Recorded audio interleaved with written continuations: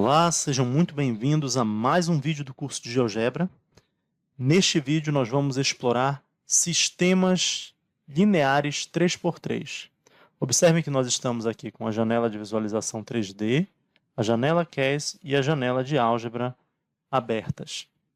E na janela de álgebra nós criamos vários controles deslizantes que serão os coeficientes de nossas equações lineares, de modo que esses coeficientes poderão ser modificados. Então, ao clicar aqui na primeira linha da janela CAS, eu posso digitar a primeira equação, é que 1, dois pontos igual para definir, A underline 1, produz o A índice 1, seta para o lado para sair do índice, espaço para ele entender que eu vou introduzir agora uma incógnita x. Né? Se eu não puser o espaço, ele pode entender que A índice 1x, tudo junto, é uma única incógnita. Nós não queremos isso. Mas vamos digitar o restante da equação. Né? B underline 1, seta para o lado, espaço y, mais C underline 1, seta para o lado, espaço z, igual a D underline 1. Clico Enter, e o que aconteceu? Ele produziu um plano, já que uma equação linear com três incógnitas é a equação de um plano no espaço. Vou clicar sobre esse plano, modificar a cor dele na barra de estilos. Pronto, deixei ele azul. Observem que se eu alterar aqui um dos coeficientes, né, ele automaticamente muda a cor aqui também da equação. Se eu não fizer essa alteração, ele vai deixar ali como estava. E agora eu vou clicar com o botão direito sobre a linha 1 ali e copiar a entrada. Agora eu clico na linha 2, Ctrl V, e vou digitar, substituindo os índices aqui. Né? Vou substituir os índices todos por 2. Pronto, modifiquei o nome da equação para EQ2, substituí os índices, clico agora Enter, e ele produz um novo plano. Vou clicar sobre este novo plano, na barra de estilos, alterar a cor dele para verde. E, clicando sobre a linha 3, Ctrl V, porque já está copiado ali a entrada da linha 1, vou alterar o nome da equação para 3 e os índices também, todos para 3. Clico Enter, ele produziu então o terceiro plano. Vou clicar sobre este plano e modificar a cor para vermelho. Fecho a barra de estilos. Observem que, novamente, ele não modificou ainda aqui, mas se eu alterar algum dos coeficientes, alterando aqui um coeficiente A2 e agora alterando aqui o coeficiente A3, pronto, ele já modificou as cores, fica mais fácil da gente identificar qual equação está associada a qual plano. Né? Para evitar também qualquer tipo de confusão, eu vou clicar aqui na barra de estilos e ocultar o plano horizontal. Pronto. Agora nós enxergamos apenas os três planos produzidos pelas equações. Vamos encontrar então a solução do sistema linear, né, formada a partir destas três equações. Uma forma é uma solução geométrica, já que eu sei que o ponto que pertence aos três planos é a solução dessa equação. Eu vou produzir primeiro a interseção dos planos 2 a 2, usando aqui a ferramenta interseção de duas superfícies. Então, eu posso ou vir diretamente em cima da interseção e clicar. Observem. Vou modificar a cor aqui na barra de estilos, deixar preto para facilitar a visualização, olha, da reta de interseção. Ou eu posso ainda clicar aqui em outros dois planos. Por exemplo, aqui no plano verde e depois no plano azul e obter a outra reta que é a interseção dessas duas superfícies que são os planos. Né? Bom, para facilitar aqui agora, nós vamos ocultar os três planos, clicando aqui na bolinha na janela CAS. Ocultamos cada um dos três planos e vamos pegar a interseção dessas duas retas. Notem que eu não precisei pegar as interseções de todos os planos, né, 2 a 2. Bastou pegar duas delas. E agora eu vou pegar aqui a ferramenta ponto de interseção de dois objetos, perdão, e clicar sobre a interseção das duas retas. Vou modificar a cor desse ponto para nós visualizarmos ele melhor, que ela vai dar um bom destaque aqui. Pronto. Agora eu posso ocultar as duas retas e exibir os 3 planos novamente. Observem ali que nós temos um ponto A, e esse ponto A, como ele pertence aos 3 planos, as suas coordenadas são os valores das incógnitas x, y e z que satisfazem as 3 equações. Na janela de álgebra, as coordenadas desse ponto são exibidas, mas você pode querer uma representação que forneça os valores exatos na forma de fração. O que a gente faz? Na linha 4 da janela CAS, nós digitamos o nome do ponto. O ponto se chama A, vou digitar aqui, A maiúsculo, né? Clico Enter, e eis que ele produz, então, os pontos, né? O ponto A, com as suas coordenadas aí na forma de fração, né? Agora, nós já encontramos a solução do sistema, mas nós vamos ver ainda mais 2 formas de fazer isso. A primeira dessas formas consiste em usar o comando resolver. Só que, inicialmente, eu vou criar uma lista contendo essas 3 equações. Tá? Não precisaria fazer isso, mas como essa lista vai ser usada mais de uma vez, eu vou criá-la. Vou chamar aqui de L maiúsculo, tá? Essa lista, 2 pontos igual, estou definindo ela. Como é uma lista, eu vou deixar entre chaves e digitar agora EQ1, que é o nome da primeira equação, EQ2 e EQ3, que são os nomes das outras duas. Agora eu clico Enter e ele produziu a lista com as equações, como vocês podem ver, exibiu inclusive na janela de visualização 3D, mas para não ficar muito poluído, nós vamos ocultar, clicando aqui na bolinha, né? Observem aqui, ó, a lista completa. Agora nós podemos ver. E agora, sim, nós vamos usar o comando aqui na linha 6, o comando resolver. Ó. E observem que o comando resolver possui diversas sintaxes. Aqui nos interessa agora é lista de equações e lista de variáveis. Vou clicar sobre essa sintaxe e observem que nós já temos uma lista de equações, que é a lista L, que nós acabamos de criar, e precisamos agora da lista de variáveis. Como é uma lista, eu vou abrir chaves. Quem são as minhas variáveis dessas equações? X, Y e Z. Então, vou digitar aí X, Y e Z. Clico Enter. Observe, então, ele me forneceu as soluções, os valores de X, de Y e de Z, que são precisamente as coordenadas que nós havíamos encontrado para o ponto A. Uma terceira forma de solucionar este problema seria a partir da matriz aumentada do sistema linear. E depois de encontrarmos a matriz aumentada, nós vamos escalonar essa matriz. Mas como é que eu posso escrever essa matriz? Nós vamos usar um comando chamado coeficientes. Observem primeiro como esse comando funciona. Vou digitar aqui, ó, coeficientes, e aí ele tem essa sintaxe polinômio variável. Então, vou clicar sobre ela. Quem vai ser aqui o meu polinômio? Vai ser a equação 1. EQ1. E a minha variável? Bom, na verdade, eu vou ter que colocar uma lista de variáveis, porque a equação 1 ela não tem uma única variável, ela tem 3 variáveis, x, y, z. Agora eu vou clicar Enter. Observem que ele produz, então, o quê? A lista dos coeficientes da equação 1. Inclusive, ele fornece o termo independente, mas se você perceber, ele está aparecendo com sinal trocado. Por quê? Porque ele não entende a equação 1 neste formato.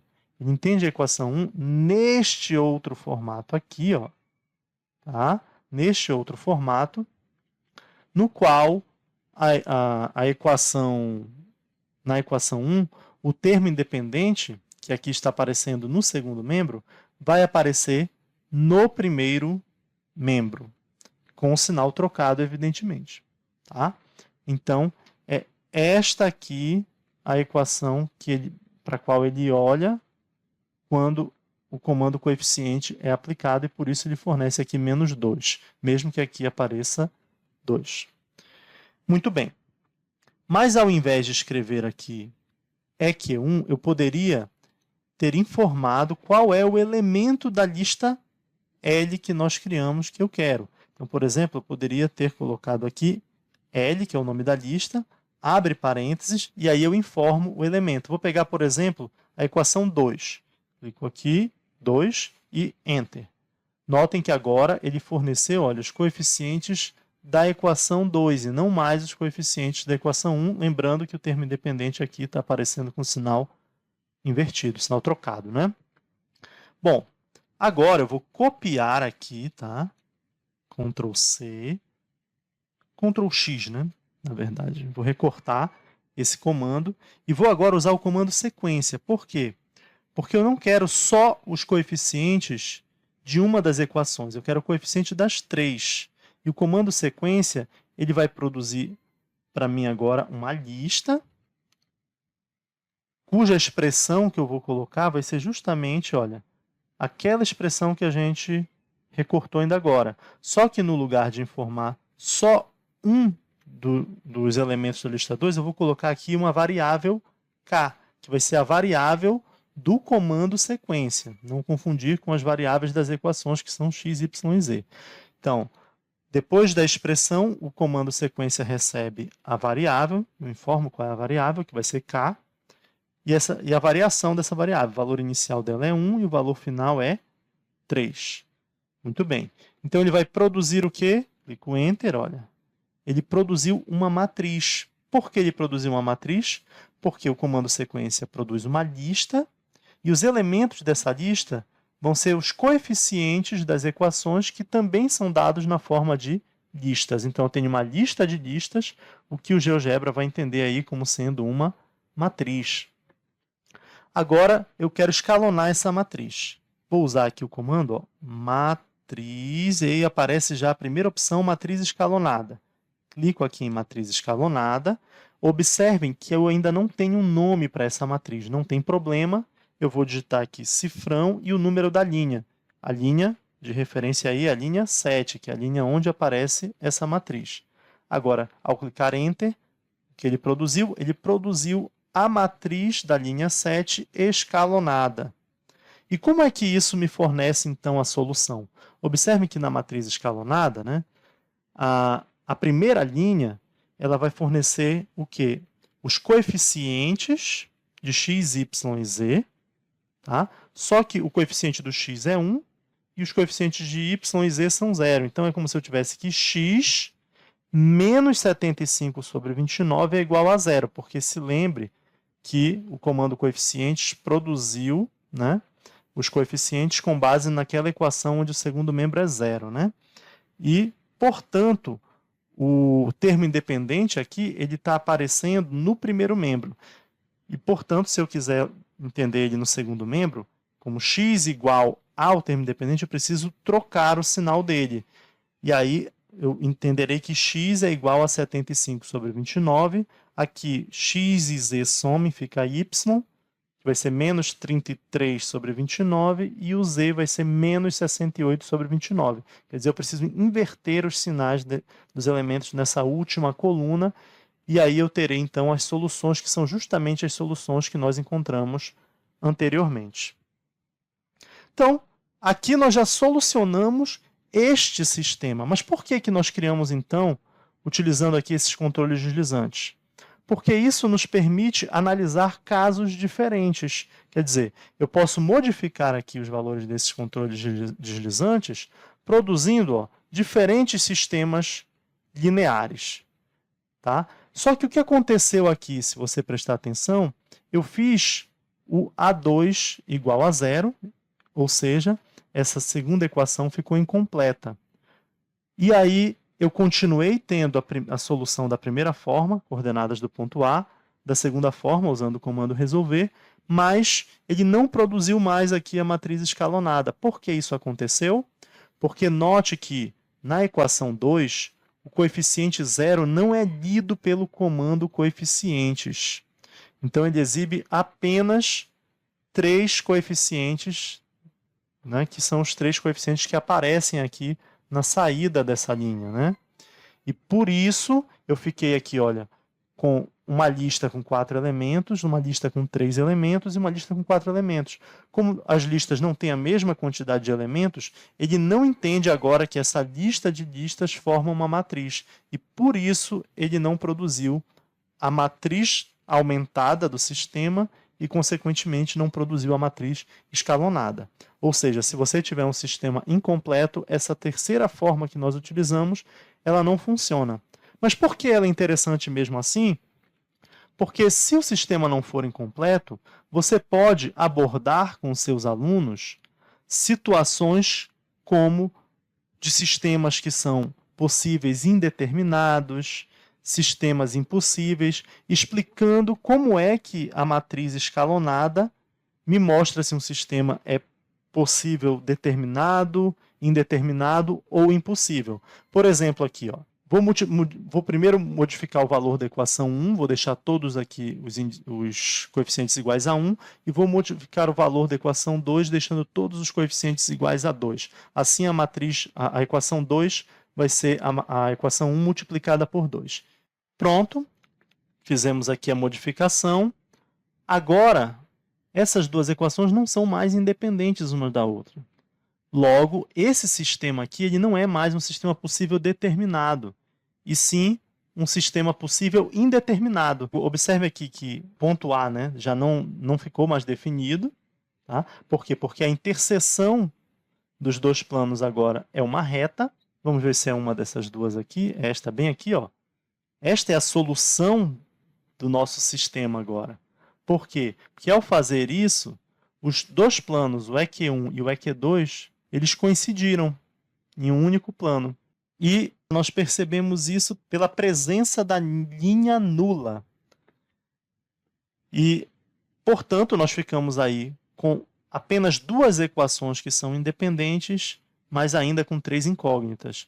Então, olhando para a matriz escalonada, é como se nós tivéssemos um número de incógnitas maior que um número de equações e, portanto, esse sistema ele é possível indeterminado, já que as outras linhas são todas nulas, né?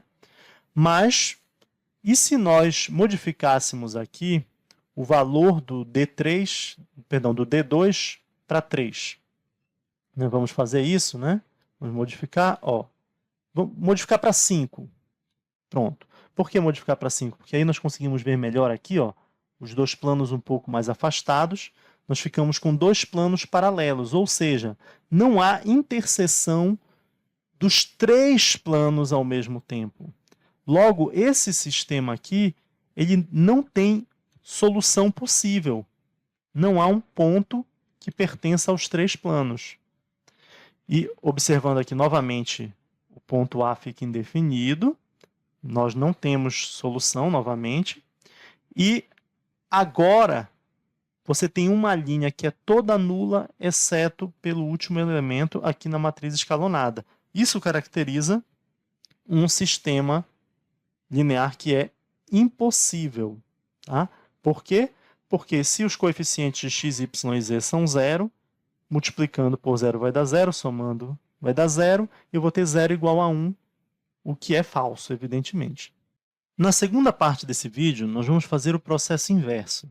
Dado um ponto, que vai ser a solução do sistema linear, nós vamos produzir um sistema linear possível determinado. Né? Então, eu vou clicar aqui na janela de álgebra. Note que eu estou com a janela de álgebra, a janela de visualização 3D e a janela de visualização 2 abertas. Na janela de álgebra, eu vou digitar A igual, abre parênteses, 1, 2, 3. Pronto. Produzi um ponto A aqui de coordenadas 1, 2, 3 na minha janela de visualização 3D. Vou agora criar 3 vetores. Tudo bem? Vetor U de coordenadas 1, menos 1, ou perdão, 1, menos 2 e 3, por exemplo. Clico Enter e vou criar mais 2 vetores, V e W. Muito bem, criei aqui, olha, os 3 vetores. cujas coordenadas estão dadas aqui na janela de álgebra. Vou modificar a cor de cada um deles, clicando sobre ele e depois na barra de estilos. Pronto, estou agora com os 3 vetores aí, U, V e W. E o que eu vou fazer? Agora eu vou produzir planos que vão ser perpendiculares a cada um desses vetores e vão passar por A, de modo que A vai pertencer aos 3 planos, né? Então, vou usar aqui a ferramenta, plano perpendicular. Vou clicar sobre o vetor U, pode ser aqui na janela de álgebra, e depois no ponto A. Vou mudar a cor desse plano para que ele fique azul, da mesma cor do vetor U. Isso vai facilitar a gente se orientar. Fazer o mesmo aqui com os outros 2 vetores. Então, prontinho, criei os 3 planos, modifiquei também a cor do ponto A aí, para ele ficar mais visível. E agora nós temos as equações desses 3 planos. O que nós vamos fazer é usar um comando aqui no campo de entrada da janela de álgebra chamado tabela, olha aí, já apareceu, tabela de texto. Então, vou pegar aqui essa primeira sintaxe e ele pede como entrada uma lista. Que lista vai ser essa? Vai ser a lista formada por esses 3 planos. Vai ter como elementos esses 3 planos, P, Q e R. Agora, ao invés de colocar outra lista, o que eu vou fazer? Eu vou abrir aspas. Olhem, veja que ele já criou aqui, vocês estão vendo? As equações, só que essas equações, elas estão aparecendo também aqui na janela de visualização 2 e na janela de visualização 3D. Só que essas equações, elas estão na horizontal, eu quero que elas fiquem na vertical. Então, eu vou digitar aqui, entre aspas, V. Olha aí, ele já colocou os 3 elementos da minha lista aqui na vertical. Só que eu quero que apareça aquela chave antes das equações. Então, antes do V aqui, dentro da aspa, eu vou abrir chaves. Veja que ele criou as chaves. Se eu quisesse colchete, colocava colchete, mas vamos deixar as chaves, que é o usual, né? E aí, clico Enter. Olhem só, ele produziu, só que ele produziu na janela de visualização 3D, o nosso sistema. Então, eu vou pegar, clicar com o botão direito, configurações, avançado, cadê avançado aqui? E vou larguecer aqui para a gente ver melhor. Vou marcar a janela de visualização 2 e desmarcar a janela de visualização 3D. Fechei aqui, olha aí, o nosso sistema de equações aparece agora aí. E eu posso, então, eu sei que a solução dele é dada pelas coordenadas do ponto A, então eu posso criar um sistema de equações a partir de uma solução que foi fornecida previamente. E eu posso modificar. Notem que os coeficientes são dados pelas coordenadas dos vetores, então, se eu quiser uma equação diferente, eu posso colocar aqui 3, por exemplo, clico Enter, ele já produziu um novo sistema, tá? Mas que tem essa mesma solução. Posso alterar a solução, se eu quiser -1, por exemplo, clico Enter, observem aí, ele já produziu um outro sistema, mas agora com esta nova solução. Se eu quiser um sistema incompleto, o que eu faço? Eu venho aqui, coloco uma coordenada 0 em um dos vetores, produziu agora um sistema incompleto. Tudo bem? Agora, o cuidado que nós precisamos ter é de garantir que o nosso sistema vai ser possível determinado, ou seja, que os vetores que nós criamos, que nós escolhemos aqui, eles são linearmente independentes. Em outras palavras, não pode, por exemplo, acontecer de um vetor ser múltiplo do outro. Então, como esse vetor V é 1, 0, 1, não pode acontecer do vetor U ser 2, 0, 2. Porque se isso acontecer, aí as coisas se complicam, né? Porque o ponto A não é mais a solução vai ser a reta que está passando pelo ponto A. Então, a gente tem que ficar atento a essas questões também. Então, esperamos que vocês tenham feito bom proveito desse vídeo e nos vemos aí no próximo vídeo.